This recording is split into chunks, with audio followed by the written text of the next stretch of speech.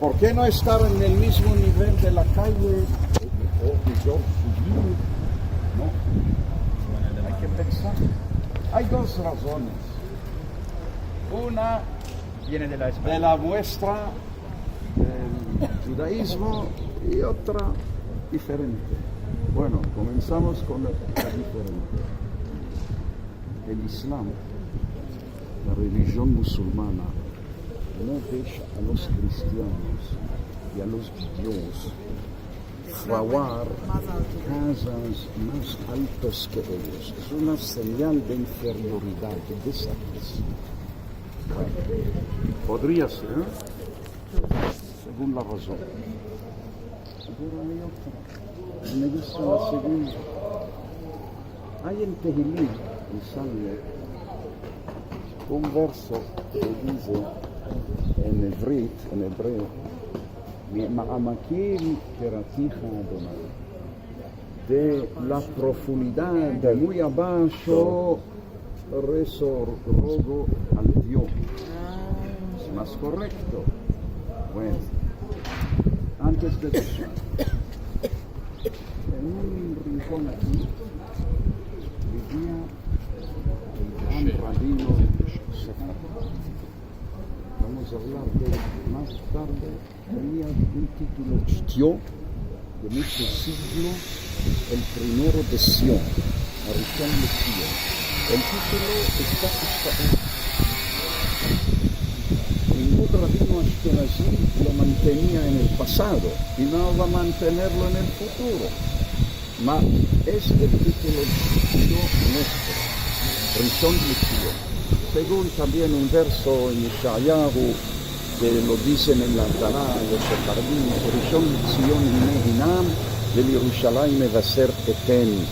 De ahí vienen estas dos primeras palabras. Mas que mandaban durante muchos siglos, por 300 años, los otomanos, los turcos, y ellos reconocieron el Rishon LeZion. Fue una persona muy importante de la comunidad judía, representaba a toda la comunidad, fue el líder número uno. Y a partir ¿Puedes avanzar por allá? Porque por ruido. Y a partir de 1842 recibió el título turco, que todos los turcos lo conocen, Jajam Bashi. No tengo que traducir. Jajam hebreo, Bash, cabeza, el rabino de cabecera o lo que sea. El Jajam Bashi. Reconocido por el gobierno otomano. Y en el mismo edificio, aquí mismo, funcionaba la yeshiva más famosa de la comunidad sefardí. Se llamaba Talmud Torah Tiferet Yerushalayim, la gloria de Yerushalayim.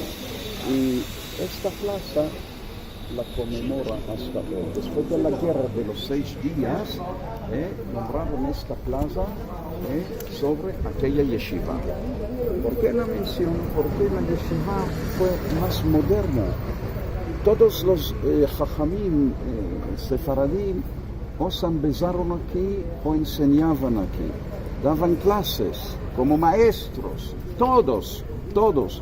Y ellos tenían el legado sefaradí de la Edad Media, desde la Edad de Oro del judaísmo español, moderación, lejos de fanatismo, de extremismo, una apertura, aceptaron también estudios no tan religiosos como geografía, historia del pueblo judío, lenguas.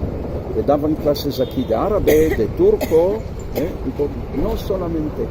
Y aquí, por ejemplo, llegó Rabbi Yehuda Alkanai. Aquí pasó el resto de su vida, está enterrado en el monte, en Har Zetim, en el Monte de los Olivos, y más maestros conocidos, esta yeshiva que fue la única de tipo moderno. Hablamos de los siglos XIX y al principio de del siglo XX. Bueno, después de la guerra de los 6 días queríamos renovarlo todo, pero no había paras. No había, y ya se cerró, y ahora es un centro educativo sefaradí, privado, una parte, un hotel,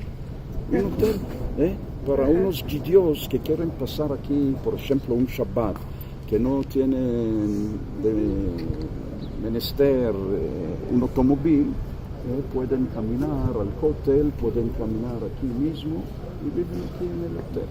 Bueno, ahora vamos a bajar. Había boda, un casamiento. Se escapó. Media hora se escapó.